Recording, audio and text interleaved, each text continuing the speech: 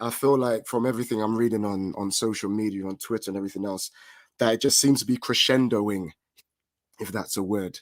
I like it. I'm going to keep it. It seems to be crescendoing or just remaining at a kind of constantly high level of busyness, as opposed to winding down. I don't know if anyone is winding down towards summer. I am not, but I am looking forward to it. I'm looking forward to break. It'll be one of probably the most well-earned breaks that we've probably had in this profession for a while, given everything we have been through these last few months and year and everything else. Welcome. I see some unknown names I don't recognize in the chat. So I've got a few people here. Of course, you've got Mr. Tom Hopkins Burke. I see Miss Cato Stems, a regular listener. Seema, welcome. I've got David Gash, who's in the studio already. I've got a random assortment of letters. I've got Nicola, welcome. I've got Jay Duran, 9999, welcome. And some other people are joining in. A lot of new names, which is excellent. So welcome. Thank you for joining. As I did say, if you just joined, my name is Kalil Rouse. This is the Sunday Lunch Show on Teachers Talk Radio. And I will run my intro just so you can hear it again, so I can explain what the show is all about today. But I'm looking forward to it. Looking forward to it because a lot of stuff has been popping off on Twitter towards the end of this week. And I just want to get my teeth into it. There's been a lot of debates, a lot of discussions. So as always, got to run the intro one more time. Going to wait for the room to fill up a little bit. And we're going to get into it. If you're listening live via the Podbean app, welcome. Please remember, this is a live talk show. So even though I have 2 scheduled guests coming on, you can join the conversation at any time. Just press that gray phone button at the bottom of your screen and you can call in at any time. If you're listening via the kind of Twitter stream, you need to get yourself on the Podbean app. That's my advice. Get yourself on the Podbean app because then you can call in and talk to me one-to-one. That is better than going through the kind of just listening passively on Twitter. No disrespect, but just listening passively. Get in the studio, call in, let's discuss. And if you're listening on kind of listen back, then thank you very much. I appreciate it. And if you would like to know how to listen back, all you have to do is head to www.ttradio.org/listen back. Or if it's your first time listening, head to @TTRadio 2021. That will give you all the information you need. Tom Hopkins Burke has asked a question. He wants to know where everyone's listening from. I'm intrigued as well, to be fair. Where are you listening from? Are we global? Because we went global last week. I was talking to someone in, Lordy, where was he from? Definitely an Asian country. Potentially Bangladesh, but I can't remember. Had some from Bangladesh last week. 2 weeks ago, I had connection issues and my show got taken over by someone from America and I was just unable to even be as part of my show. That was quite fun. So I wonder where everyone's listening from. Mr. David Gash is listening from sunny Liverpool, which is excellent. So we'll run this intro one more time, then we're going to get into this conversation. Live from London, this is the Sunday Lunch with Kalil Rouse on Teachers Talk Radio.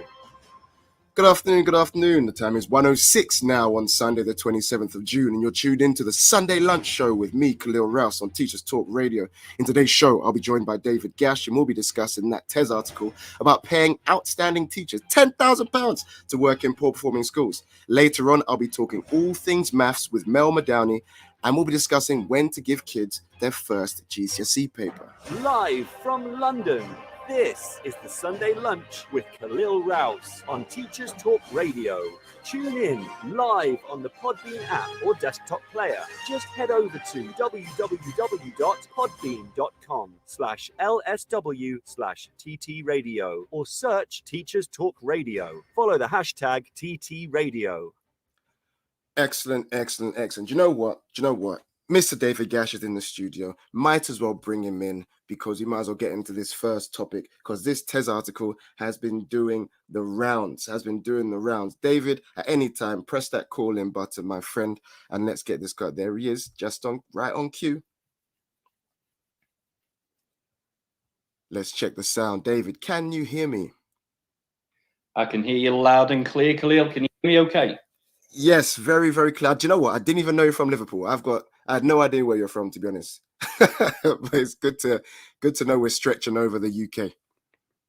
Fantastic. I have to say, I've never been so nervous about pressing a button in my life. I thought, what if it doesn't connect? What if the headset's not working? Oh, brilliant. Yeah, people. Well, listen, thank you. Yeah, no, listen, thank you for coming on. It was very, very kind of, I wouldn't say random, but just when this article that we're going to talk about went off, and everyone was just talking about it, and then it wasn't. I think I saw your thread, and I've got your thread on here. I know we're going to go through that and a whole bunch of other stuff about it, but that's how I just saw it. And I was like, right, I already followed you at the time, and I was like, you know what? I just want to get someone else to talk about this because it's such an interesting idea. I'm going to use the word interesting to say neutral for now. Such an interesting idea that is worth talking about. So before we get into it, David, can you give the lovely listeners a kind of quick introduction about who you are, where you're from, and what your connection is with the education profession? Yeah, sure. So I'm David Gash. I am the head of science up at Gattaca School in Liverpool. I'm also a physics teacher.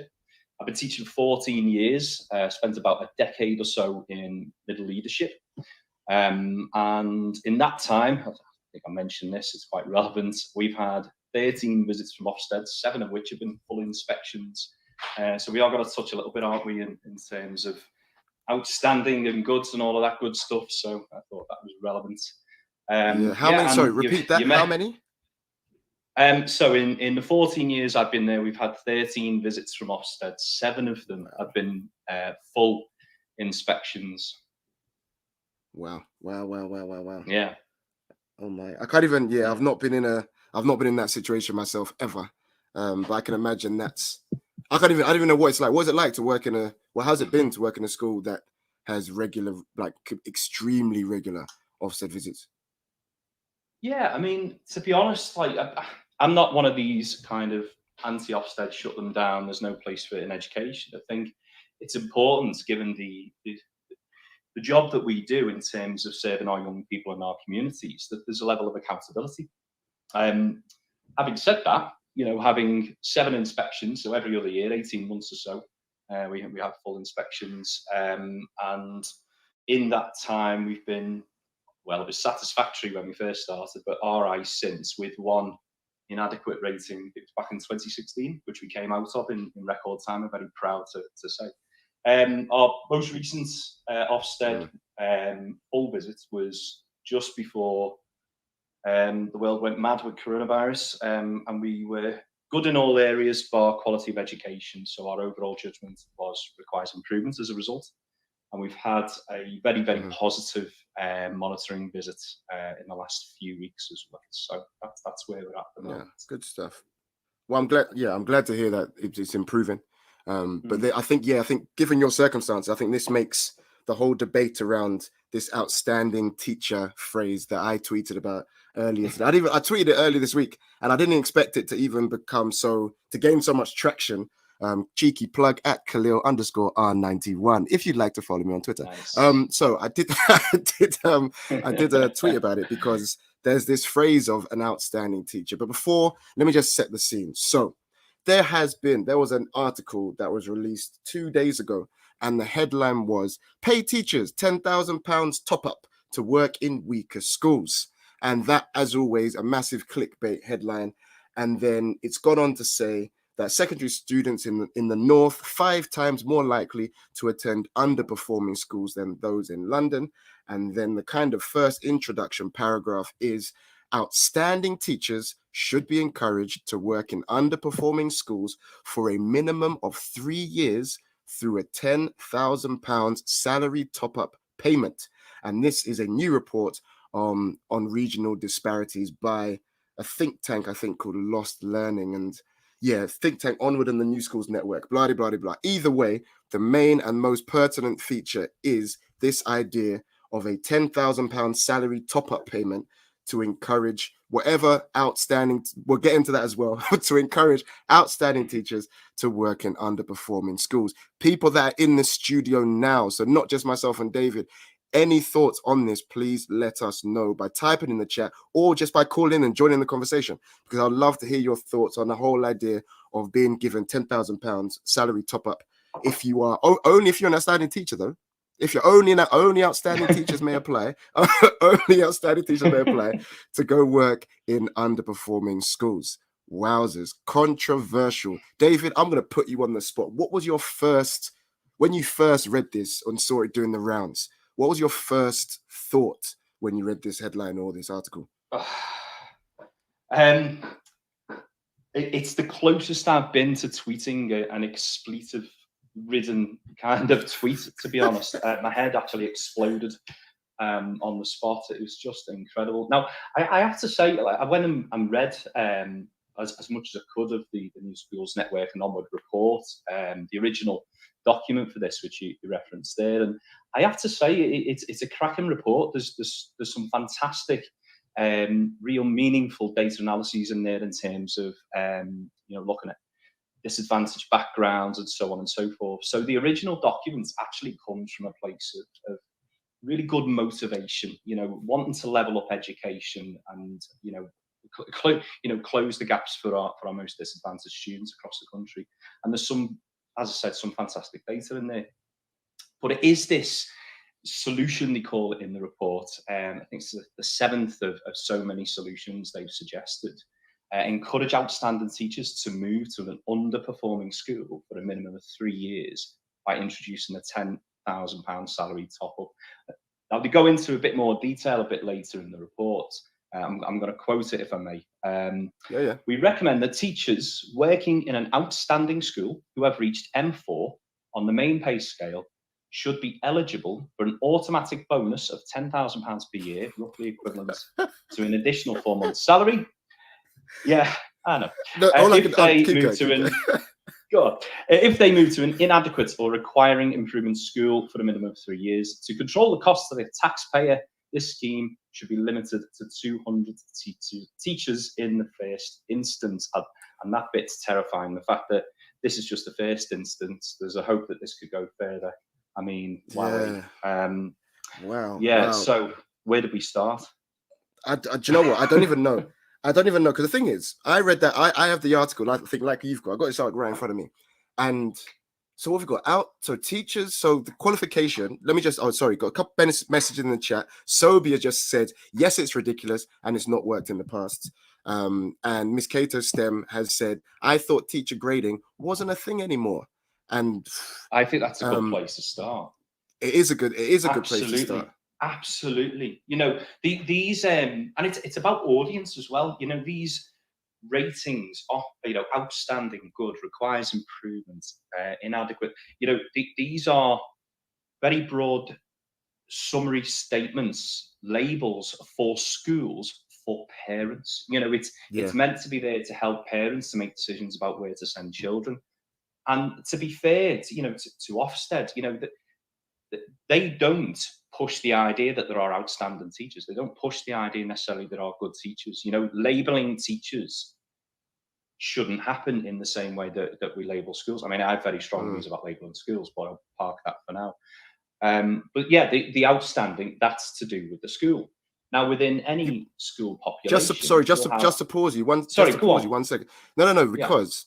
It does say, and I think Ms. Kayla Stem said, it does say we recommend that teachers working in outstanding schools, blah, blah, blah, blah. But it also does say encourage outstanding teachers. It says both. Do you get what I mean? So I think on one side, you're saying, the report saying, if you work in an outstanding school, then you're eligible. But in their own words, they're also using the phrase outstanding teachers. The two aren't the same. Yeah. And that, I think that kind of, that conflation is what's causing so much controversy. Well, it's controversial nonetheless, but that conflation of whether you're a teacher in an outstanding school or whether you're an outstanding teacher, those two are very different. But the article uses both phrases. So everyone's getting a little bit confused, thinking, hold on, listen, little old me, M4 in an outstanding school, am I eligible, or do I actually need to be good at my job? It's one of those.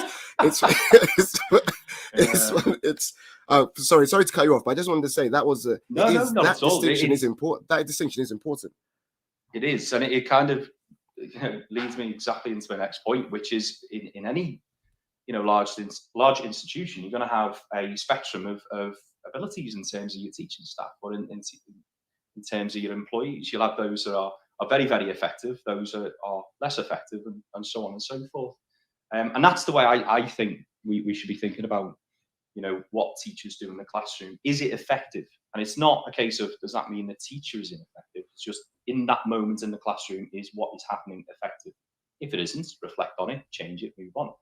And within schools, you will have teachers who do this very, very well, and teachers that don't do it very well. And coming back to the M4 thing, I mean, I think back to when I was an M4 teacher, and my word, like I still had so much to learn. Yeah. Like what, and I'm trying to visualize an M4 teacher transplanting themselves from 200 miles away to come work in my school, in my department. I think they find it very, very challenging. You know, we could be critical of this, but we take a minute to actually think about the poor staff who would actually maybe volunteer for this. They could put themselves in a very tough situation that wouldn't work for them. And next thing you know, they're stuck halfway across the country, deeply unhappy. Yeah, I think one of the things that kind of I always, when I tweeted about it, I tried to be funny as always. I tweeted like a Superman gif, because it's one of those things where it's like, yeah, let's parachute in these teachers from outstanding schools, because they must know what they're doing, because their schools are getting great results. So let's parachute them into a school where the grades aren't that great, and that will fix the issue. But obviously, one of those things that everyone keeps saying on social media is there are so many different the difference in demands, or difference in the type of job you have when you work in, I don't know, let's say one of those let's go for a top end grammar school, for example, that gets really, really great results. And then you can compare to, let's go to a school that's not getting great results, requires improvement. I hate the label, whatever, underperforming. Let's go for that. To make it, the article obviously makes an assumption that there aren't great teachers in those schools that are underperforming. But what they always fail to remember and fail to appreciate is there's more to results than just the quality of the teaching. There's so much more going on in a school than just, inverted commas, how good the teachers are. You can't just look at results and go, oh, this school must have really poor teachers. When if you are in a deprived area, you're grappling with things that teachers can't even contend with in terms of outcomes. There are so many factors at play. There are so many factors at play when it comes to schools in more deprived areas, that teachers use. And again, I don't want to generalize, but I've worked in schools similar, and the amount of graft, grind, commitment, drive that these teachers have to work with those young people to just get them over the line in some cases, or of course for others to get them onto high achievement and everything else. But it takes so much dedication. And if I were a teacher in an underperforming school and I was told, oh, don't worry, we're gonna fly in a couple, we're gonna fly in a couple people from the high performing school down well, not even down the road, high performing school from London or some other place, and they're gonna come and help you out because you guys look like you need a bit of assistance. I'd be offended personally. I mean, even just saying out loud, it just sounds so patronizing in a lot of ways, doesn't it? You know, and you hit the nail on the head. Like, victory for us with some of our students is getting them into school safely. You know, they're home, some of them with absolutely incredible backgrounds, and them just turning up with their tie straight is a victory in itself on some days. But you know, you can't directly observe and measure that and put it in an Ofsted report, sadly. You know, so yeah. Yeah, I was going to say, so we've got some comments in the chat. So I think to read this name correctly, it's either, a problem is there's no capital letters on this username. So it's either Thandy Webb, or maybe it's the without the E, then Andy Webb, or maybe it's I Webb. I've got no idea. Or there we go. That was what I was going to get to that. So Tandy Webb, there we go. Do you know, is this someone you know? I think so, yes. So Tandy Webb had said, subjective judgment on what an outstanding teacher makes a subjective judgment on what an outstanding teacher makes a suggestion unattainable. I could be regarded outstanding by parents because I helped their child in some instance, or by my head because I applied the school's policy.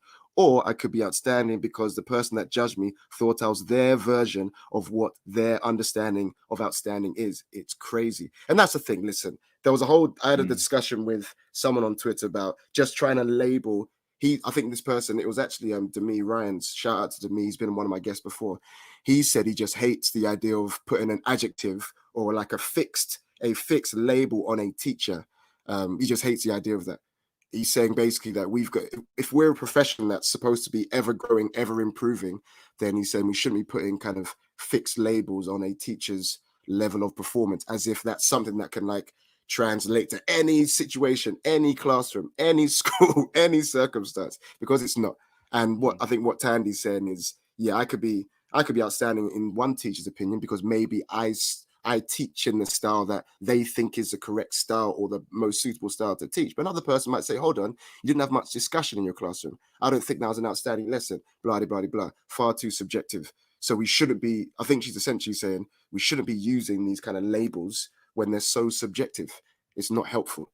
I think. Absolutely. And it completely reduces something that's incredibly complex, doesn't it? We're talking about a school, reducing a school to a 1 or 2 word summary, completely, negates the detail that makes that school what it is. And when you try to apply it to a human being, that's even worse. That complex human being with loads of fantastic skill sets, fantastic, I know you said outstanding, fantastic subject knowledge in one area, it reduces something that's very, very complex to something that is not very useful.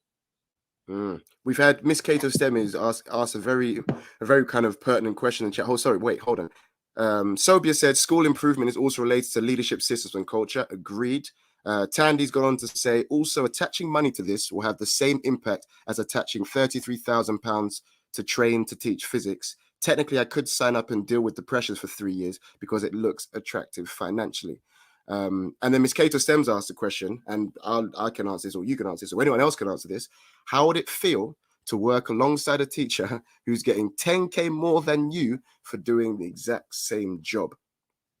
Can I go further? How would you feel if someone come in, was getting paid £10,000 more than you and was doing a worse job?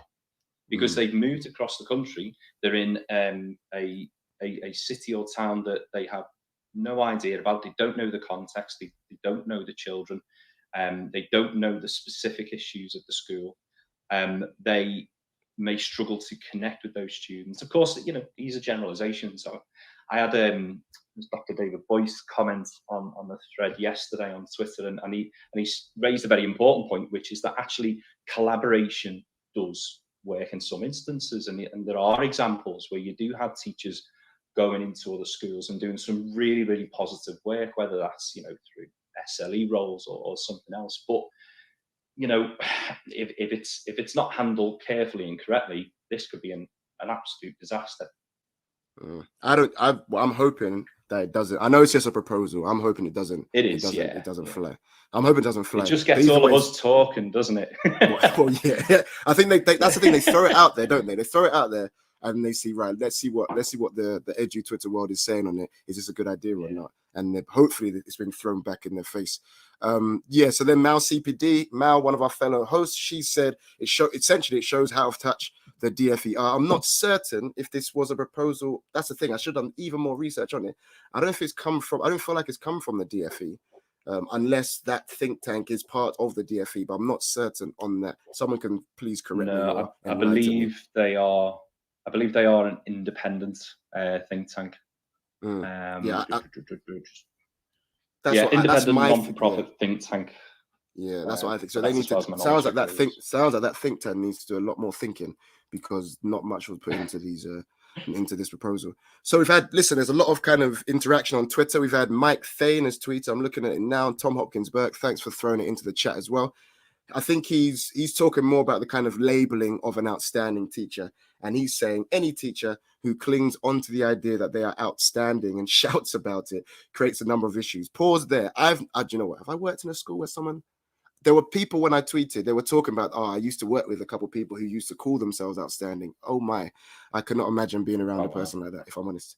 I can't imagine it. But he's saying it creates a number of issues. It creates animosity around them. It means they're living in the past with an outdated view of what high quality teaching looks like. He goes on to say is likely to still be religiously teaching 3-part lessons. And he goes on to say is likely to be seating students in ability groups and having at least 3 differentiated activities to demonstrate that everyone is making progress in short 20-minute slots.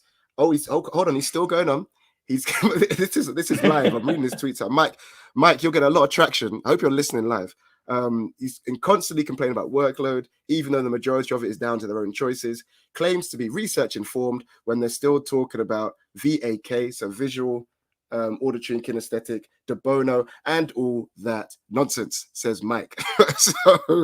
So I think he's basically saying, if you call yourself outstanding, you are more likely to just be outdated, is what I get the impression Mike is saying in a nutshell there. Thank you for your interaction, Mike. I do hope you're listening live or listening back.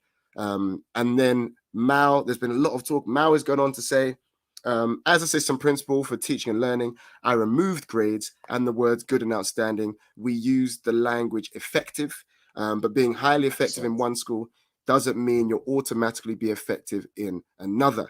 I agree. You said excellent. I agree with that. Yeah. What are you going to say, David? Go on. No, absolutely. Just nodding away. I'm getting a sore neck, nodding away with both Mike and that previous comment there. Yeah, no, absolutely. I mean, effective is just such a better language, isn't it? Because you're not labeling the teacher. You're simply making a judgment about an action in a classroom as to whether it is having the desired effect or not. And actually, that's what it's about, isn't it? It is. And I don't know what your school, because my school, we have. So I was talking again on the kind of Twitter sphere. We're talking about all these kind of, obviously gradings have pretty much gone out the window in a lot of schools. Coaching has come to the fore now, with people realizing it's not the most useful way to improve teaching is not to do one-off lesson observations and label the lesson and or the teacher. Even worse is labeling the teacher. I think we started out, didn't we, earlier in the profession, where we used to kind of label the lesson as being a good or outstanding lesson, and then the teacher would then say, oh, I've had 2 outstanding lessons in the last 2 years. That means I'm therefore an outstanding teacher. That was obviously something we moved away from. We've now into this kind of coaching thing, but does it come to a point every now and again where you need to provide a teacher with some sort of criteria against which to kind of compare their performance to?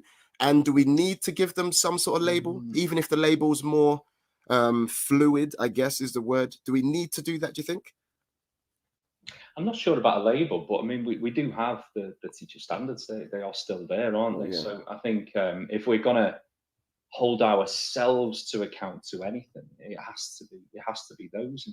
You know, are we doing what is expected of us? I think every teacher should, how can I phrase this? Should be open to the idea that feedback is a gift and open to the idea of continuous improvement. But I have to say, most teachers that I've worked with are, you know, they don't need a label attached to them to be open to the idea that there are things they can improve upon and things are doing particularly well. Yeah, in my school, I think this is the way we do it is new to me, and it was kind of the first time I've been involved in. So we kind of we have coaching observations every week, and there's never ever any labels attached. It's just area for improvement in that lesson identified, named it, and then we work together. And it's a collaborative approach to then say, right, you've noticed this, what can I now do literally in my next lesson to make that element of my lesson even better, essentially. So that's an ongoing thing. That's been very useful. But we do eventually have we have one lesson where we assess it according, yes, to a kind of version of the teacher standards. But then what we do is we go through each element of the standards, and then we say, right, in that lesson alone, to what level did I achieve that teacher standard? And we call them things like proficient, we say exemplary, but we never say you are this teacher or anything else. We just say, in terms of assessment for learning in that lesson, you were this because you needed to improve on this, and these are your strengths. Oh, in this area, you actually did very, very well. But in this area, we need a bit of tweak, some improvements. So it's kind of like it's looking at each different strand and making a self-reflection journey on how well did I achieve that strand in my lesson. What about that strand? What about that strand? What about that strand? And I much preferred that to then trying to pigeonhole that lesson into one overall category. It just doesn't seem very natural to try and say that lesson overall. The approach there of what one thing is something that really resonates with me. I mean, I remember when I first went into middle leadership, and I'd be doing observations and be filling out a page or 2 pages of right, so this wasn't great. Like, what about this? What about this? What about this? And before you know it, you know, the feedback is just overwhelming to the person. I mean, we talk a lot about giving feedback to students and how it should be, targeted and specific and something they can act on immediately. And yet for years, we've been giving teachers huge amounts of overwhelming feedback on a 60-minute lesson. So no, at my school, we have a similar kind of model of, let's focus on this thing. Let's have a look at this, and we'll see where we're at in 1 week with it. The other thing you talked about there was, the use of, was it like proficient and all the rest of it?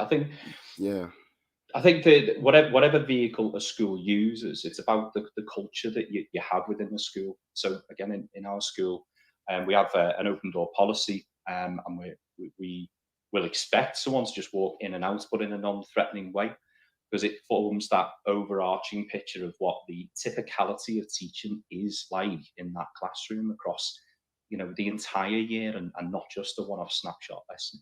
And obviously, where we see things where we think the teacher could do better, you provide that feedback in a really supportive environment, usually having a chat about it at the end of the day, rather than some sort of formal arrangement. Yeah, definitely. There's a lot of comments in here. Let me just see if I can get through them. So, again, Sobi is saying, again, one of our fellow hosts, she was actually on the earlier breakfast show. She's saying she's worked in all types of schools. Teaching has been different in different contexts. Agreed. Mal saying there's always room for improvement. Agreed again. Miss Cato, not Miss Cato, said Mel M said, how did any of the flavors of the month, i.e. this 3-part lesson or 20-minute progress, ever gain any traction in education? I don't have the answer to that. I feel like people just sometimes just do as they're told and don't want to, if the school says to do it, then there's not a lot of people that go against the system sometimes. I feel like it's just someone decided it. No one wanted to say anything against it. And then just went along with it until educational research said otherwise, and everyone went, "Oh, phew, thank the Lord, we can now use something to say why it's never been, we can actually use something reputable to now say why it's been a bad idea the whole time." Then, Tom Hopkins Burke has said, I think in response to what I was describing, he said the standards aren't a progression model, though. They should be treated as a springboard into profession and a minimum standard. Agreed. I should have elaborated, Tom, just to clarify. So what my school does, and I'm not going to say this is like the beacon of all things schools should do, but just to explain it. So what it would do is it would take each standard, and then it translates each minimum standard into how it would look if you are proficient in that specific area, or if you're performing in an exemplary way in that area, or maybe you've just started out in that area, or maybe you're developing in that area. So I don't know, let's go for, if one of the standards, now this is where I show the fact that I haven't looked at these teacher standards in a little while. One of those standards on I don't know, behavior management or assessment for learning, those kind of things, it will then categorize what assessment for learning would look like in a lesson at a highly effective standard, or maybe kind of like a moderately effective standard, or an ineffective standard, and then it kind of categorizes it in that way. Then you need to look at the categorization and decide, where do I think I am, or where do I think I was for that particular lesson in terms of my assessment for learning. And that's how it works. So it's not, Tom, it's not a case of looking at the standards alone and then saying, how did I perform? They've been kind of extrapolated into tiers of effectiveness, essentially. And then we collaborate and talk and say, right, do you know what? My assessment for learning was lacking in this little area, but it was very good in this area. And that's the idea. So Tom, hopefully I've given a bit of clarity. Go on.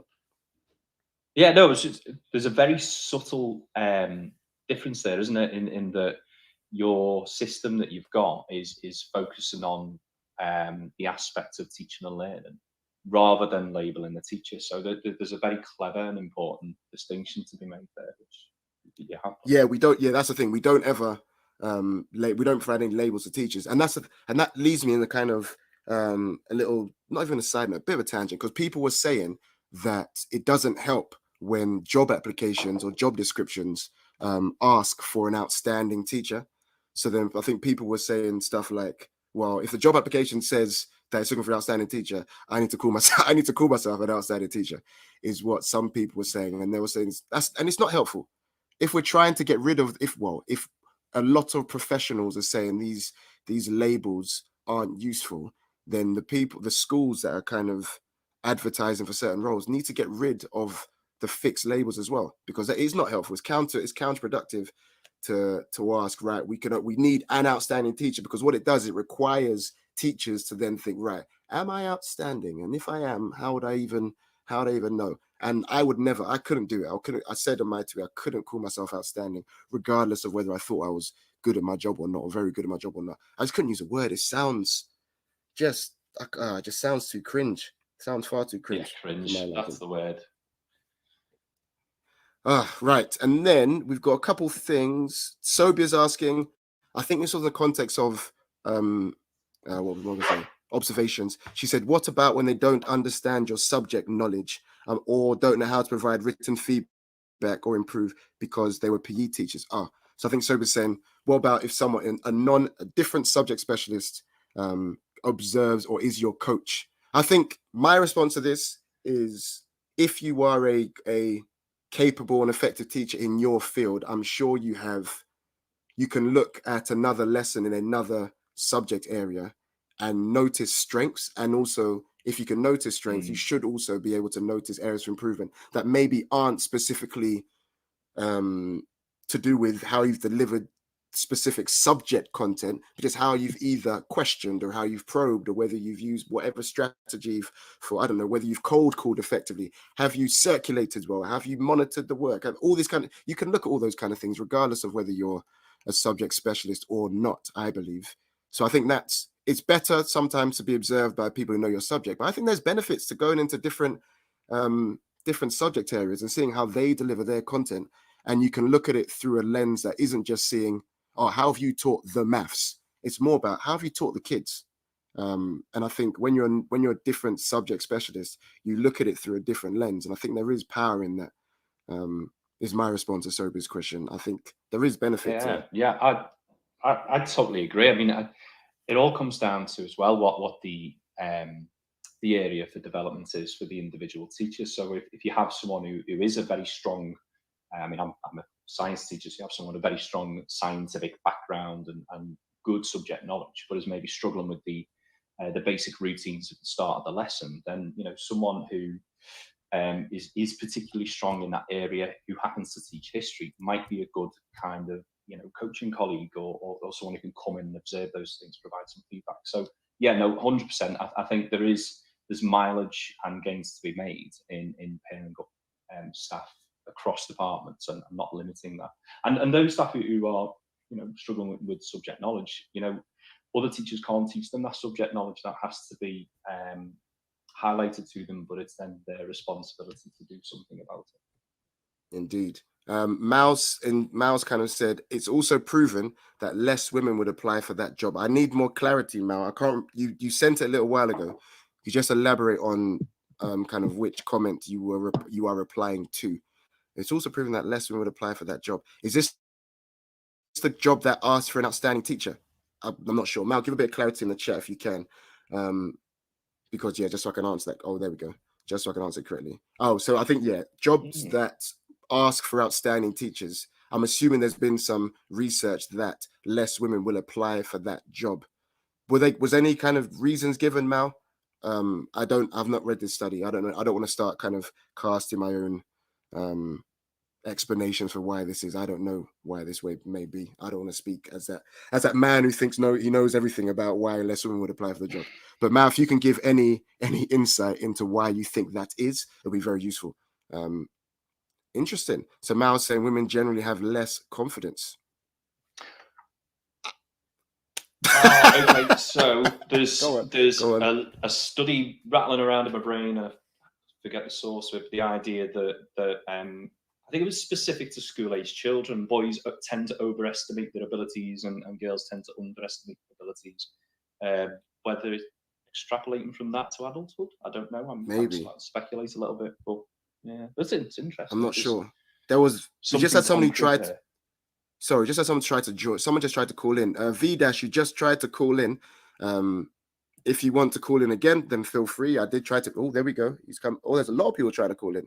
Hold on, I think Mal's coming, and I think V-Dash is coming in again. Mal, hopefully she's calling in to explain. There she is. Hello, Mal. Hello. Oh, great. Can you hear me? Yes, Mal, loud and clear. All right, because I haven't got my headphones or anything. Yeah, I just wanted to say, because of the work I've done with Women Ed, there's quite a few stats that I've looked into, and also a book by Chris, I can't remember her name, but she's got a really long name. But anyway, so there's been a few studies, and basically, if a man goes for a job, he looks at the job spec and sees, oh, I can do 4 out of 10 of those things, well, I'll apply. Whereas a woman will look at that and go, oh, I can only do 6 out of 10 of those things, I'm not going to apply. And that seems to be the general, it's not all women, it's from the studies they've seen that's the general, it's a bit generalized, but from the studies, that's what the stats are. So, yeah. And does that something that resonates with you as an individual, Mal? Can you understand why this is the case? No. Not really. No, I'm a bit more, well, it's not that I'm more confident. I tend to, I don't know. I think maybe it is confidence. But also, Mal? I'm the type of characters that's like, well, I'll give it a go, see what happens. You're never going to. Mal, how is it? Just my connection? David, is Mal dipping in and out for you as well? That broke up for me a bit. Yeah. Okay. It was a bit crackly. Yeah, Mal, we can't hear you. You're in and out, and you're shaking it all about, Mal. Okay. Excuse me. Yeah. Oh, happy Sunday. What was the question? What do you mean? You were speaking, but the problem was when you started moving on to your second point, it cut out, so we didn't hear. Oh right, that's probably lack of headphones. That's why. But I thought you couldn't call in without headphones. Yeah, I didn't know that. I just thought I'd give it a go. Like I just said, that's what I just said. No, I'm one of those that just give it a go. So, so I need to do I need to change? Do we need to change our? But I'm surprised I'm not getting an echo. So are we coming through your phone speaker then? Yeah. Strange. There's no echo, which is good. I've been saying. I said to David, make sure you got your headphones. Make sure you got your headphones because you can't call in without your headphones. It every time. Because and now we've got. You don't, then it'll be echo-tastic. Interesting. Right. Excellent. So we've got a development. It's a TT radio development. You may not need to have your headphones in order to call into the show. That is revolutionary. Right. Oh my word. Look at the time. Right. It is 1:45. I better go. Thank you, Mel. Thank you. All right. Cheers. Bye. Cheers, Mel. Cheers, Mel. On that note, let me do a quick plug. When I say plug, let me just talk about what's coming up. So you're currently listening to the Sunday Lunch. Later on, we've got the Late Show, which is at 8 p.m. with Dr. Hereen Ortenio, sorry. Then on Monday, you've just heard Mal. Mal does the breakfast show on Mondays at 7 a.m. Listen in on your kind of commute to work. Always a great show. On Monday at 6 p.m., you've got the Twilight Show with Scott Pewsley. That's at 6. You've got the Late Show with Miss Emily Folloran Show at 8, late at 8. And then you've also got the Late Show with Femi, and that's at 10 p.m. for all you people that maybe don't live in the UK, actually. I think a lot of people that listen to that show live overseas because I know what I'm doing at 10 p.m. and that's tucking myself into bed. But you can always listen back to this show and any of the other shows by heading to ttradio.org/listen back. David, listen, I'm conscious of time because I'm supposed to, so this is famous last words, I'm supposed to have the second section of my show talking about maths, but I don't know if my guest is in the studio. So if Mel, if you are in the studio, let me know. But David, you can feel free. Listen, what's going to happen is now we're going to head to the news for a little bit. There's a couple going to hear from our sponsors. But David, stay on the line for now because I need to check. Oh, Mel is there. Oh, Mel M. Silly me. I didn't put 2 and 2 together. Mel's calling as well. Oh, my word. More the merrier. 1 second. Here we go. Mel, good afternoon. Hiya. Hi, can you hear me? Yes, we can. Mel. Excellent. I'm waving. I'm sat here waving. Oh, no, listen, Mel, I'm sat here in my kitchen, laptop house, and as I'm talking, I'm looking around the room as if like I'm talking to an audience. It's absolutely ridiculous. Listen, you get used to it. I do a lot of gestures off the mic as if people can see me gesturing. just to explain just to help my kind of explanations out. Right. I'm glad. Listen, David, how interested you are? I think you could help in this actually. After the news, and we're going to hear from some sponsors. If you've got nowhere to go, David, if your little one's still asleep, stay on the call. because Yeah, after sure. the news, we're going to be talking about. There was this big thing. Mel, I'll do your introduction kind of after the news. But basically, there's been a big debate on kind of maths Twitter, let's call it, about whether we should be, well, when's the right time to give students a full GCSE paper, even if it means them having to like encounter questions that they haven't yet been taught. So that's a kind of thing that's been taking the maths Twitter world by storm, and it's been very divisive, and there's been a lot of back and forth about it. I want to get my teeth into it. But we're going to do, no offense to both of you, but I'm going to put you on mute, and then I'm going to run the news. I'm going to run some information from the sponsors, and then we're going to come back. It'll be about 3 or 4 minutes. Oh gosh, 3 or 4 minutes time. We're going to come back on the other side. Is that all right, guys? Cool. Yeah, sure thing. Excellent. This is Teachers Talk Radio, and this is Teachers Talk Radio News with Megan Goods. This is your weekend Teachers Talk Radio News.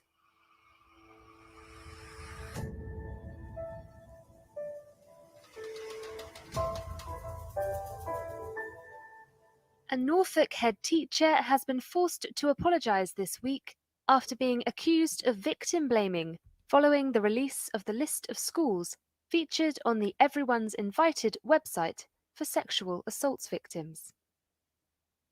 An ex-pupil of Reepham High School, the school of the head teacher, had written a letter telling of her and her peers' experiences of sexual assault or rape during the time they attended the school. In response, the head gave a statement beginning with how it was horrible to hear that she had put herself in such a vulnerable position at parties time and time again. His comments sparked backlash, prompting the apology this week, with the head saying, "I accept my mistake in the specific language I used, and I am sorry for that."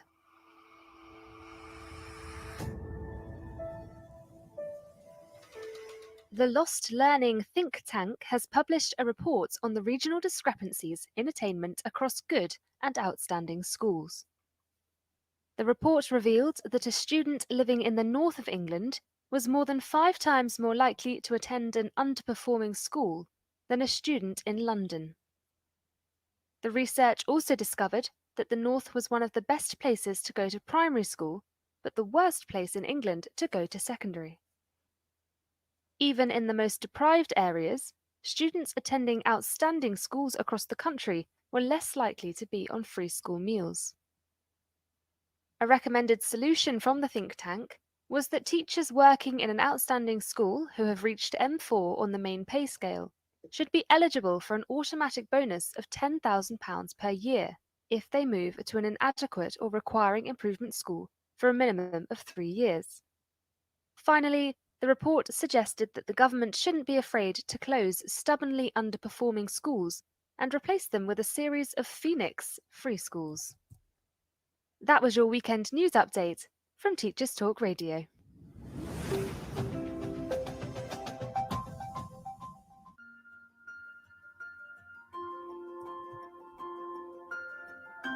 Introducing Amanda Davey. Amanda is one of the first specialist teacher assessors for dyscalculia in the UK and offers dyscalculia tutoring and bespoke training for schools. With 26 years of teaching and tutoring experience in the UK, Amanda offers specialist online tuition focused on building confidence and developing skills. Amanda also offers online and face-to-face training on dyscalculia for educators, informing practitioners as to how to identify children that may have dyscalculia and how to support them in class. Find out more about Amanda and what she can offer you at www.amanda-davy-dyscalculia.co.uk.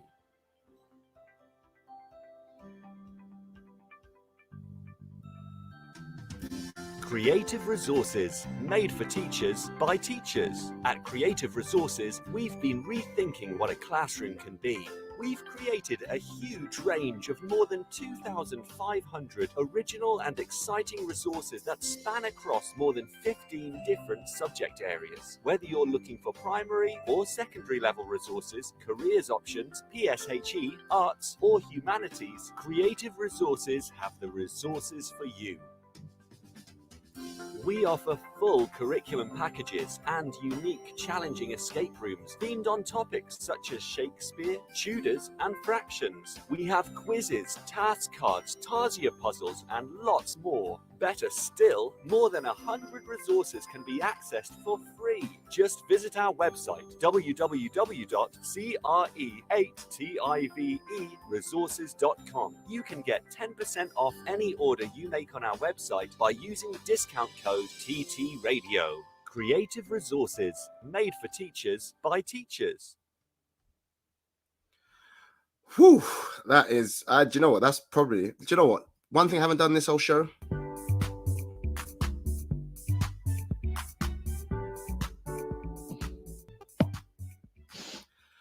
Boom, we are back. Hopefully I've now unmuted David and Mel. No idea if I have. Let me know if you're here, David and Mel. I'm here. I'm here. Ah, boom, cool, perfect. So that was, you've just heard the news, weekend news, talking about actually the topic we've been discussing, David, and also you've heard from two of our sponsors. Now it's time to do a little segue into the last part of this show, and it's all about, so this has come from, again, something on Twitter. That's my inspiration for most things.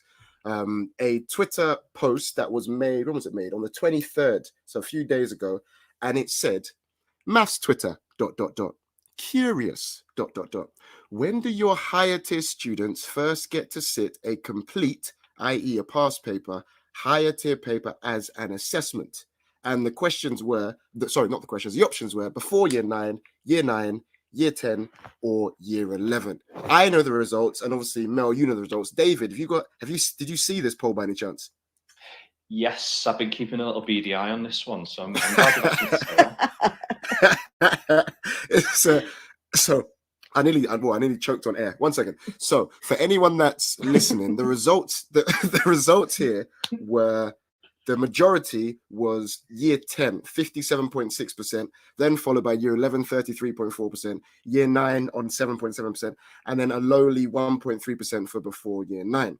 And then there was a whole bunch of this debate and discussion. And where are my manners? Mel, sorry, can you just quickly introduce yourself? Because I've completely forgot that you need to introduce yourself to the people. Sorry, Mel. That's all right. I'm Melanie Muldowney. I'm a maths teacher. It's pretty interesting listening to the earlier conversation, because I chose to work in schools with challenging circumstances because I'm a career changer. Was it about the money? It was never about the money. But that's a whole other conversation we could have. So yeah, I also do a little bit of blogging and tweeting, and I was just curious this week about, so this is where it came from, is that my year 10s were doing an assessment, and we were having a discussion about when is the right time when you've got a higher tier student for other subjects, maths, and I think MFL are still tiered. We've got some challenges.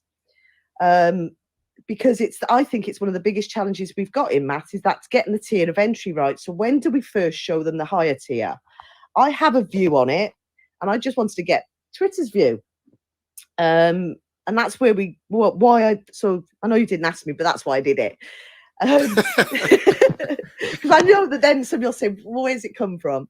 So yeah, and it's about, for me, it's about context. It is so much about context. But yeah, then the comments came through. I did get lots of direct messages coming through about, I didn't want to say this in public because I think it's quite it's an emotional topic for some people, because they feel that they're getting the way that they choose to teach or run their department is being not picked on, it's being critiqued. So there was lots of people that didn't want to say in open forum what they do, which was interesting as well. Interesting. So yeah, the two, let's just kind of frame this as a fair as possible discussion. So I guess, and at any point, anyone can call in or join if you're a maths teacher as well. It'd be great to hear from more maths teachers, but obviously it's also great to hear from other people who teach other subjects just to get their opinion on it. Because first of all, let me just frame this. I think maths is different to a lot of subjects in the sense where the topics are a lot more. Maths topics are often very cumulative, and by that I mean your higher end, well, inverted commas, higher end topics, although they may not have been covered in their kind of specific capacities, and we are now going to learn this topic, which we know as maths professionals is a higher grade topic, but it always contains, well, not most of the time, contains elements of maths that these kids have already learned. They're not standalone. They're often not standalone topics, which I think is different sometimes in other subjects. But then not every subject is tiered. So science, for example, I think is slightly tiered. But again, I need some science people to let me know if there are standalone topics. But either way, so I think the two sides in this argument are, do you give them, people saying, why would you give them an assessment on stuff they don't know yet? That can be disheartening. It can be, it could be a waste of time, essentially, because what's the point on assessing them on things we haven't taught yet? They're also saying, what are the other arguments? I need to remember what I read now. What? Anyone remind me? Can you remind me, Mel? What were the other arguments that you remember reading for why you shouldn't give them that? The biggest one is about that they haven't touched the motivational thing. They haven't taught it. My argument is there is two different arguments here. One is for a higher tier. I get that there would be the discrete topics, iteration, for example, or algebraic proof that they may not have covered. I get that. But for our foundation students, that is a different argument, because foundation tier, there's a lot of the content. I've just been looking at the Key Stage 3 programmer study, and I'm saying, well, that's in GCSE, that's in GCSE. That gets, so there is that. And I replied to somebody saying that it's because the GCSE, by the end of year 10, they've done 11/12 of their maths education. And it is the higher tier student. It was for me, it was specifically about when they got the higher tier. But I have no issues by the end of year 10. There would be very few topics that our foundation students haven't seen in some guys by the end of year 10. They may not have gone to greater depth. They may not yet have that fluidity where it's instant recall. But so they're two different discussions, really. But yet I agree, there is that hierarchical thing that it is, you're building on prior knowledge and building on skills from earlier on. David, I know you're just interrupt. Yeah, on, I was going to say I can chip in from a science perspective, Kalil. So we obviously are tiered in science, and we do have kind of similar tensions in a lot of ways, in that it's more of a judgment of when do you think they are ready to attempt a higher tier paper. So, yes, you know, the content, the subject content will have kind of your extra bits for the higher tier. Now, take my own year 10s at the moment, for example, separate science, physics. I teach 27 of them, and I reckon most of them will end up doing the higher tier paper at the end of year 11. But we've just come to the end of year mocks. The paper we've given them covers the first half of the course. Now, I could have given them the higher tier paper in some instances, but right now, and you mentioned it before, Mel, it's about motivation, and particularly what the students have been through in the last 18 months or so. So I made the decision with my students to go, no, we're going to do foundation bar 2, who are exceptionally brilliant. The rest of the other 25, you're going to do foundation, because it's actually going to help me from a science perspective to find out more about what you do and do not know. And it kind of comes to my question, really, which is about the purpose of the assessment and the purpose of why you would introduce a higher tier at specific times, because obviously I'm naive to that in math. So what are the main drivers for deciding when? Which is where the idea of the poll was then to take it further, because it is so much about context, and it's driven by, to some extent, the requirements of what the school need to know.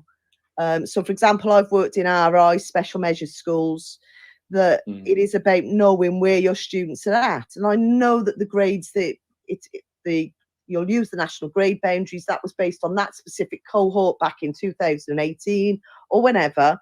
But it's an indication, because we can't wait until the real thing in some schools, again, comes back to that context, doesn't it? SLT and your head teacher need to know, where are we at? So what interventions do we need to put in place? But I know not every school's like that. Just to interject. So you mentioned grading, because this was something that there was a bit of back and forth on this. So one of the arguments I even posed, and things I kind of chipped in quite early on, because my previous school did it, and they did it when we do them. I think we gave some kids full higher papers, back end of year 10. Yeah. And one of the reasons why we did it was obviously to, first of all, give them a shot at just seeing what a full paper looks like. Second of all, one of the arguments we did have was we could see essentially, like, get a proper idea of what grade they're working at. Yeah. When I mentioned that, a couple of people virtually bit my hand off or bit my head off and said, "What are you talking about? You can grade any assessment and everything else." I was like, "Yeah, I know." And they were saying, "You don't." No, he didn't say you don't understand. But he said, "Oh, I think you've got some misconceptions about how grading works." And I'm saying, "No, I don't. I know that everything is relative to the cohort, and you need a full spread of thousands of kids to then look at how people have performed relative to the other people that sat that specific paper." I get that, but you can't tell me that if I gave a kid, like someone said, "Oh, I don't want to compare them to previous cohorts," and I'm saying, but we know nationally the movement in terms of how cohorts perform isn't that, like, it's not massively stark. It isn't like kids in, of course, if the paper was wildly different, then cool, but on a similar difficulty paper 2 years ago compared to now, you're not gonna, people say, "I don't want to compare them to 2 years ago." I'm saying, yeah, but in my opinion, again, please disagree with me, I don't feel like if a kid got 40 marks on this higher paper and 2 years ago 40 marks got you a grade, I don't know, and higher, that's probably like a grade 6-ish maybe, I think that gives you quite a good judgment on where that kid is personally. Yeah, but again, it's the people disagree with me discussion on that. Yeah, absolutely. But the discussion is, what do we need to know that kid's, why do we need to know that kid's on a grade 6, this student's on a grade 3 at this point? And that comes down to context. Some schools are not in a situation where they're in the situation where they are constantly getting the good inspections or the outstanding inspections, and they're not under the cosh of having to deliver outcomes. It's all about the accountability system that we operate in as schools. Rightly or wrongly, whether we agree with it or not, the fact is we do. And so some schools need to know right now where their students are. That's the reality. I haven't got an issue with it. It's a different discussion. I work in a school where we do need to know, because of the impact, not only to 1,800 students, but the impact to the 110 staff that live there, should we not get the right outcome at the next inspection. And so they are high. It's context, isn't it? It is, and in those, in that context, there is a danger of the tail wagging the dog, isn't there? Yes. We need data to see where they are up to. Yeah. So instead of continuing to teach them some new stuff, we're preparing for an assessment. We're attaching a grade to it, a grade which really is meaningless because it doesn't give them their final outcome. And it takes time, focus, and attention away from just teaching the rest of the course. I teach those trickier borderline students, and so I went in as an SLE a few years ago, because the entire maths department left, and I went in to support the new maths team. It keeps coming back to that context, and it was part of a 3-year journey. So that the group of students I'm teaching now in year 10, from year 9, we have really high expectations. We want you to give. I think I'd be giving them a disservice if I didn't get them on the higher tier to allow them access to the grade 6, 7, 8, or 9. That's the wrong thing to do. I can't just limit them to a grade 5. So there has to be a jump for them at some point. And the rationale I explained to him is that we're on a 3-year journey. See that mountain, that GCSE mountain at the end of 3 years, that's where we need to get to. I can take you on that road now, and it's a right, nice, easy gradient that we're going to go to. And then I'll show them the paper the later I leave them to show that paper, all of a sudden that mountain they have to climb has zoomed, if I left it till year 11, has zoomed up in front of them with a massive gradient. Whereas if we show it to them in year 10, we get that fear, and they've coped really well. It's about, comes back down to knowing your students. The students in front of us have all gone for it. We've made it clear we're not using this to change sets. We're not using this to change tiers at this point. It is purely summative. It's formative for us. It's formative for them to tell them where they're at. And as they were going into the exam, I was literally saying, I know I've got students coming out there with really great scores. I was going in there saying, look, it doesn't matter. We're not trying to find a cure for an incurable disease. We're just doing some sums. Your target is to go in there and just not get zero. Not get zero. And genuinely, I left. That was the phrase they were going into the hall, and they were going in there with a smile on their face, because they knew, if I don't get zero, that's it. And nobody's got zero. Nobody's died. I love that, Mel. Love that. We've just, and they have literally, I spoke to, because I team teach with my a guy I've worked with for 15 years. We've moved to the same school together. And when we spoke to him, I spoke to him on Tuesday. I said, how were they after today? He said, they were brilliant. They were all, yeah, that was tough, but we know what we need to do now. We know how hard it is. And I said, I wish I didn't have to show you how difficult the journey is, but I'd rather you know now.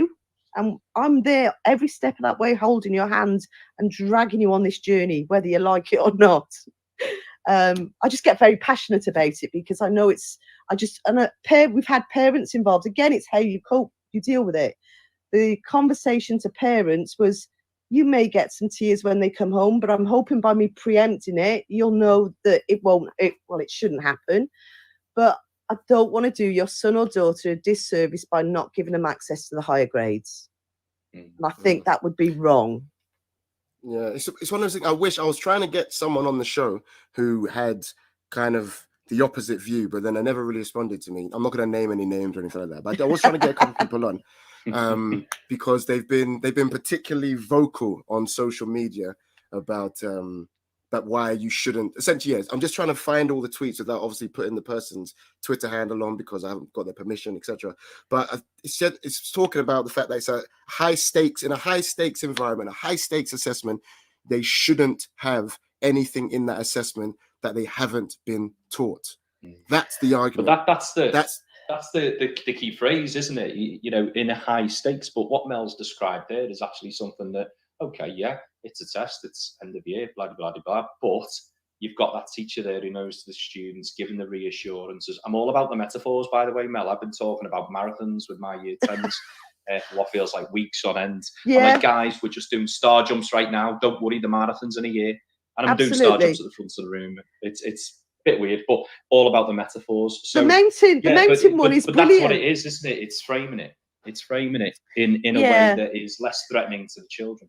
My argument about not giving them something they haven't been taught is, I may have taught it. I may have taught 7 times 6 is 42. They may not have learnt it.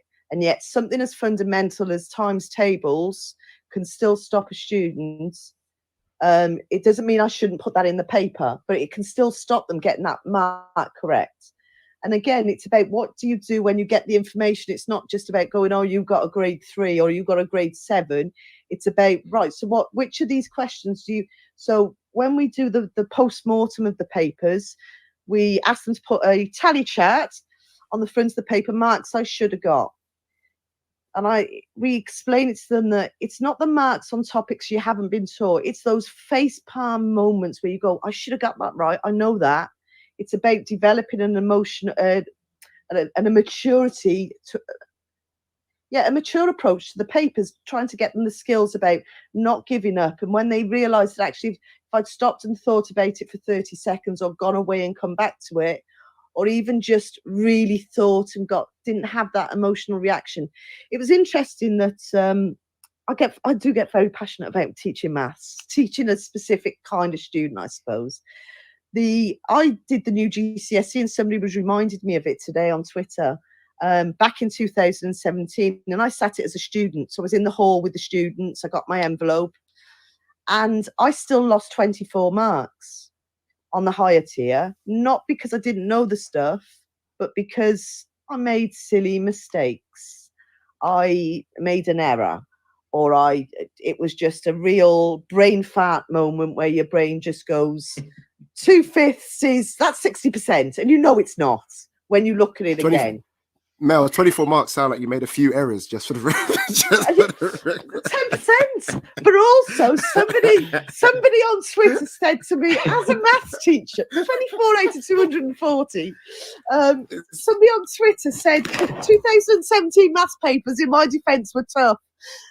They said, start at the back of paper 1 when you go in there. So I opened the back paper to the worst question I've ever seen in my life. I vaguely remember that one. Yeah, I spent 25 minutes on it.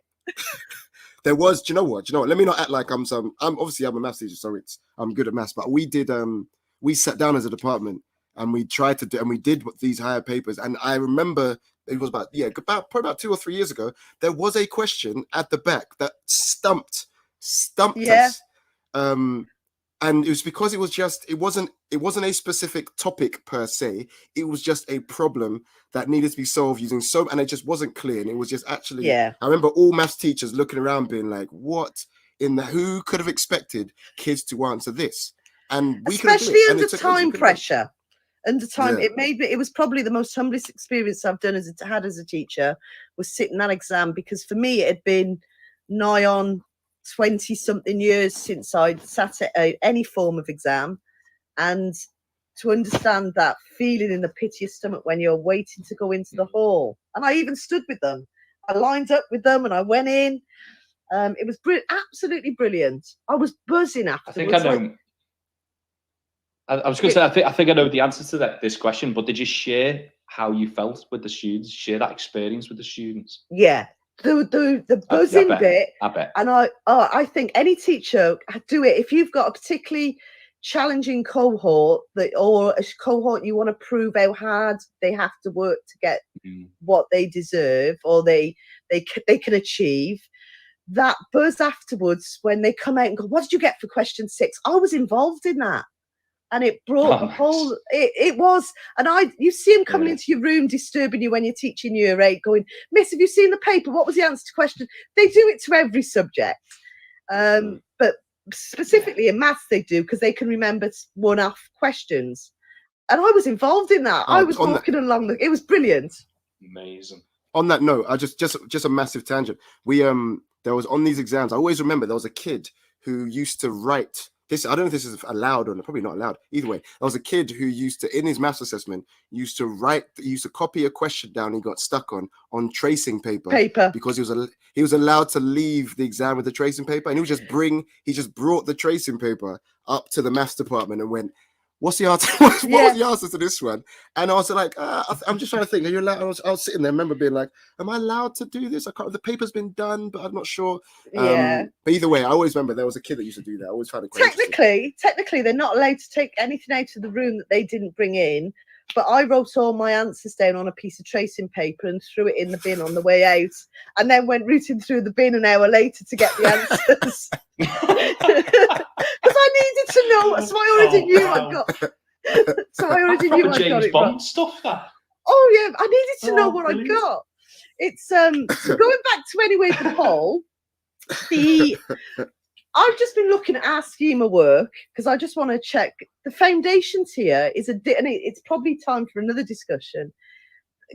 Giving students and adapting your papers at the end of year 10 and going, well, they haven't been taught vectors. It would be the number of times or the number of questions that they haven't been taught on foundation tier by the end of year 10 that hasn't been covered in Key Stage 3. And possibly the number of topics would be so few that I just don't see the point in adapting your papers, because it might be vectors, but even then you've done translations by the end of year 10, surely. I remember vectors. I remember people, do you know that first, sorry, David, that first vectors question, I know I'm speaking only specifically maths, but either way, there was always one little vector question and you could just guess it used to be in there, and most people could just get it right. And I think that's there's always, and one of the arguments that I was making on social media is like, and I think what you said, Mo, is spot on. It's how you frame it, definitely. And if you say, I know in my previous school, if I said some kids were going to do the higher paper, end of year 10, I was like, listen, guys, there will be some questions at the back that may look very unfamiliar.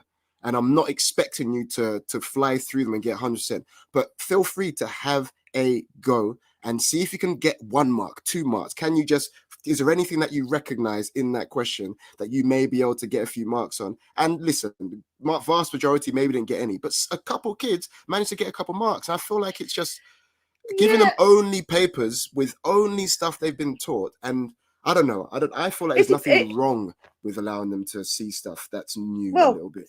70% of people will still give them, according to that poll, 67% are still doing it.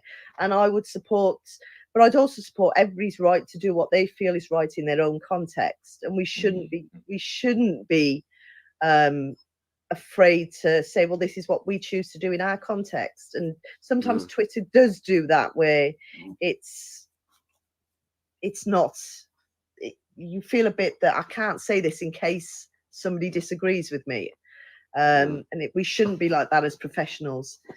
I'm just David, you were going to say something just now. Oh, sorry, I thought David was just interrupted. David, you kind of touched on it, and again, this is my science teacher naivety here, but in terms of those moments where you've got the kids doing questions that they've not yet studied, does it not yield sometimes like huge successes where you go, oh, actually, Jimmy can do that. Jimmy can do loci, or Jimmy can do trigonometry.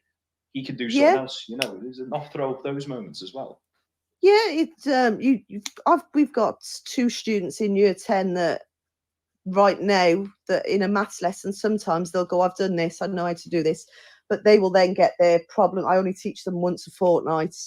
They'll get their books out and they will look at other topics. So we have got some of your high flyers are self-teaching themselves. There was on this, sorry, go on, Mel. Go on. I was going to say, there was a debate. I saw another back and forth between 2 people on Twitter, because someone said, but what about, so in the same vein, they'll say, well, people have got some tutors outside of school for who they may have learned already some of the more advanced content. And then the counter argument being that it's unfair. So the counter argument, so one argument was, what's the problem with giving kids the higher paper if they've learned stuff independently outside of school, either via tutor or, in my opinion, just some kids learn stuff independently just by using the resources online. And the counter argument was something on the lines of, it's not fair to give an assessment where some kids can access higher material that others can't because they haven't been taught it yet. And I was trying to, I don't know. I know where I stand on it, but that was the back and forth that was being said on it. It's not fair, apparently, to give a paper like that where some kids know and some kids don't. I think maths is different. You've already touched on that. In the, I think Graham Cumming quoted that 1% of students will miss a grade 4 by 1 or 2 marks. When we're talking about those kind of maths, and some schools, again, comes back to that context, their students will be so far into a grade boundary that they're not looking for 1 or 2 marks, but some of us are, which is why we need to know where our students are, again, in some contexts. And so giving them, I've had one girl this week that on a question at the back of the paper, were it in the real thing? I have discounted it on my, not for her because I'm saying brilliant, but for me, it's not something I could bet my mortgage on when it comes down to saying, is she going to be part of those students that we know has got maths, that we don't have to look to seek to make sure that we're giving her all the right support that she needs. Because she got a 4-mark question right just from sitting there, and she'd obviously done loads of work around it, and she just wrote the correct answer. There was no incorrect working to support it, so I would have had to, no, it was a 5-marker. Would I guarantee that and put that on my Sims data? No, I wouldn't. But for her right now to show her that that was the right approach to the paper, that have a crack at it, and she got an extra 5 marks, was amazing. So I agree with you that we should, but again, that's for my students. And I'd hate to be... Sorry, go on. No, go on. Excuse me. No, I was going to say it all comes back to the purpose of assessment, doesn't it? Yes. What is the purpose, and different contexts will have different reasons for different assessments. Typically end of year, and I work in an RI school, so lots of pressure for data and accountability and Yes. steps and all that jazz. So we've done end of year assessments, so we have to provide a grade. But all of our assessments and the marking and the feedback is driven by, right, what can you do, what can't you get to do, let's work on that, guys. And I marked funny enough, a 5 mark. Oh no, it wasn't me, actually, it was one of my colleagues, so I think might be listening. Marked a 5 mark question, and the girl had written the correct answer. And we all know that if they've got the correct answer, regardless of the working, they're going to get all of the marks, because that's how these things are marked. But right then in that moment, my colleague brought it to me and said, I think it needs to be 2 marks because I want this child to learn the process. I said, spot on. What is the purpose of this assessment? To help our students to do better in the real thing. But that's our context. Yes. And it might have been that another student in another context, we need to go, do you know what? They need a little boost here. They need a little bit of motivation. But as it happens, this kid had already scored like equivalent to an 8 or a 9 on this paper. Yeah. So we thought, right, let's be, so it is about that purpose of assessment. Yeah, we would always have a look at, and I'll use a maths example. For example, if you get a scatter graph and where they're asked to estimate the value of the number of umbrellas that are sold when it's 20 degrees Celsius or whatever unless they, I don't know. That well-known question on the it's usually umbrellas and rain, or ice cream and rain, or number of kids in a pool. It's something, isn't it? Something that's bizarre that you're never going to go in when they go off into the real world. I run an umbrella shop, and I think what I'm going to do is do a scatter graph of the. But anyway, they asked, and we would always teach them to draw a line of best fit, and where the mark scheme would say for an answer between 10 and 12, give them the 2 marks. Unless there's a line of best fit for us, we say 0. And that's about instilling those skills so that when it comes to the real thing, because it is for them, it's high stakes, the real thing. We know that and my phrase is, I'd rather you made a mistake now than in 18 months' time or 12 months' time. Again, it's about that low risk, that low stakes, making them feel comfortable with mistakes, and that we don't ever get that. When you give results out and you get that. I think the culture for me changed several years ago when it went from, what did you get? What did you get? I got 3. Oh, and then you see the one student in the back of the room that doesn't want to tell anybody because they're embarrassed. I don't ever get any of that shouting across the classroom, any of that mickey taking. It's right. Okay, so let's look at where we need to improve. What did I get wrong? Or miss, why didn't you give me the marks on that? And that's a cultural shift in the classroom, I think, for me. They obviously go out and say, oh, I only got 7 or I only got 31 or whatever. But it doesn't happen in the classroom anymore, which is interesting. I've never thought about that. Yeah, so on that topic, sorry, just Diary of Missy's just tried to call in. If you want to call in again, please do. But on that culture, so you guys don't know this, but I work in a very new school, so we've only got 2 year groups at the moment. We're very, very brand new, 2 years old. At the moment, we have a thing where we don't put any numerical marks on the front of papers. We've never done it, and we're going to keep doing that until the kids go and leave us in 6th or whatever else. So. And I think the reason is because, like you were saying, we all know, as soon as kids get their papers back, the first thing they look at is their mark. Oh, I got 49. What did you get? What did you get? I got 47. I got 55. That's what happens all the time, isn't it? And there would be you shouting at me, you lost 26 marks, Mel. Diary of Missy's, are you there? Hello, Diary of Missy's, are you there? Yes. Hello, Diary of Missy's. Are you okay? Can you hear us? I can hear you. I can indeed. That's great. Welcome. You're in Teachers Talk Radio in the live studio. What's your name? Where are you calling from? And are you connected to education?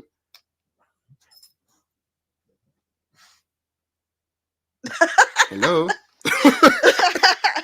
I take that as a no. Diary of Missy's, what's your name? Where are you calling from? And how are you connected to the wonderful world of education? She's gone. They've gone. Okay.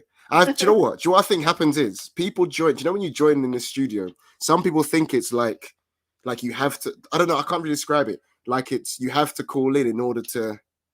I don't know. So many people enter the studio and just call in straight away. Like they boom, boom. I'm gonna call in, and then they're like, and then you talk to them, and they're saying hello, and I'm saying, yep. How can I help you? And they've got no idea why they pressed. Like they're just here. They've got no idea why they entered the call. They just press it because they think that's a done thing, and then they have nothing to contribute sometimes.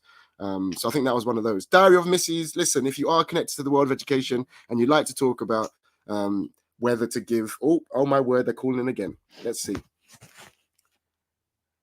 We're sorry, we got disconnected. No worries. You say we. Who? What's your name? Her name is Shayan. I am Tanishka. Nice to meet you. Where are you calling from? We're calling from India. We created our podcast. Welcome. Say again.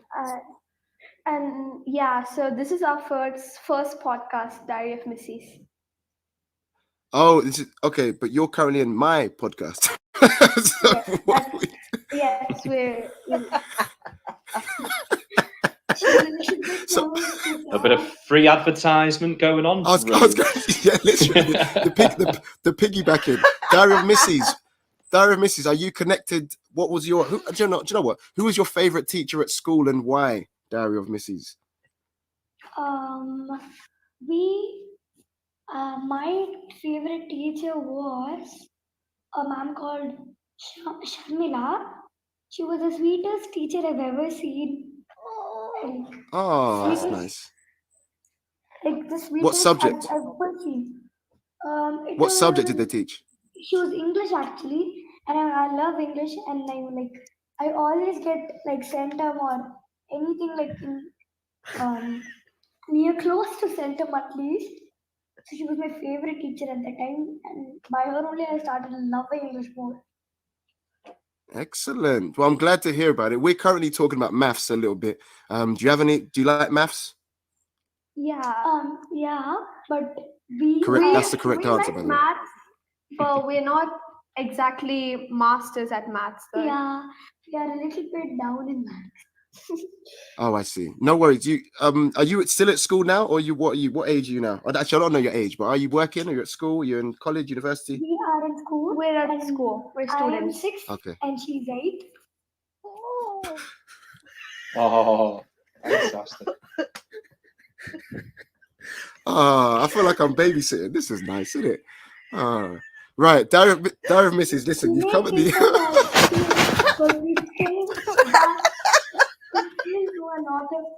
Yeah, we don't need to be babysitted. Yeah.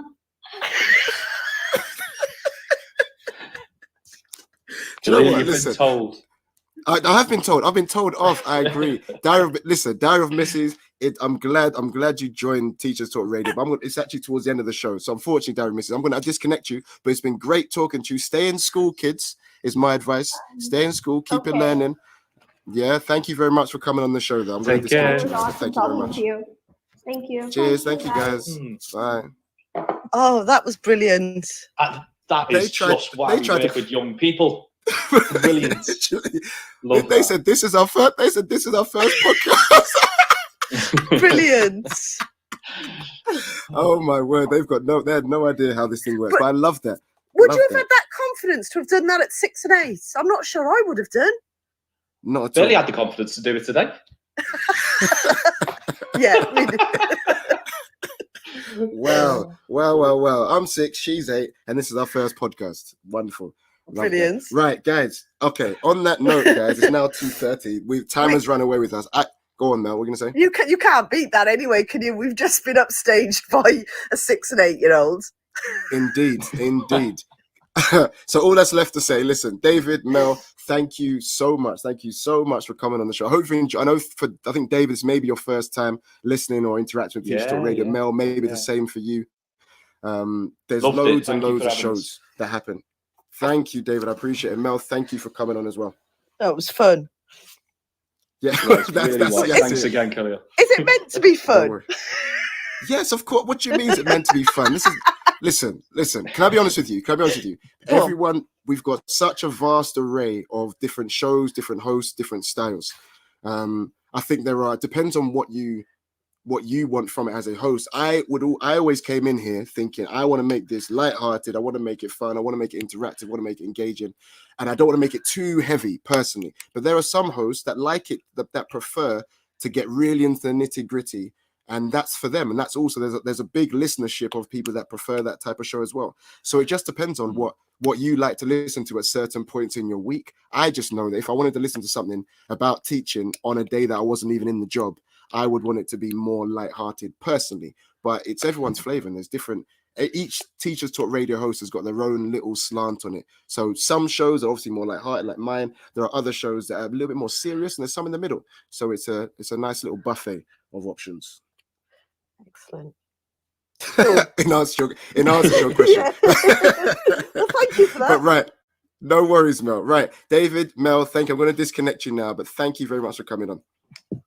No worries. Bye. Take care. Enjoy your weekend. Bye.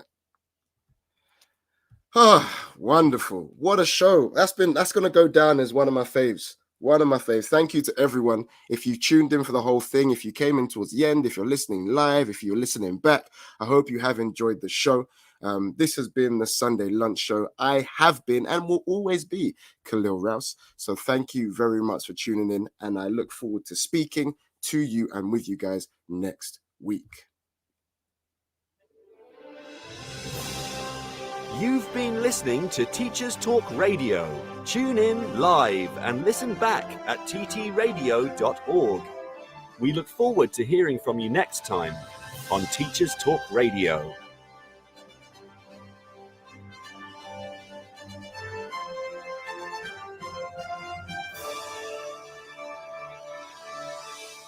And Diary of Misses, if you are still listening, stay in school, and I hope you have a wonderful educational career.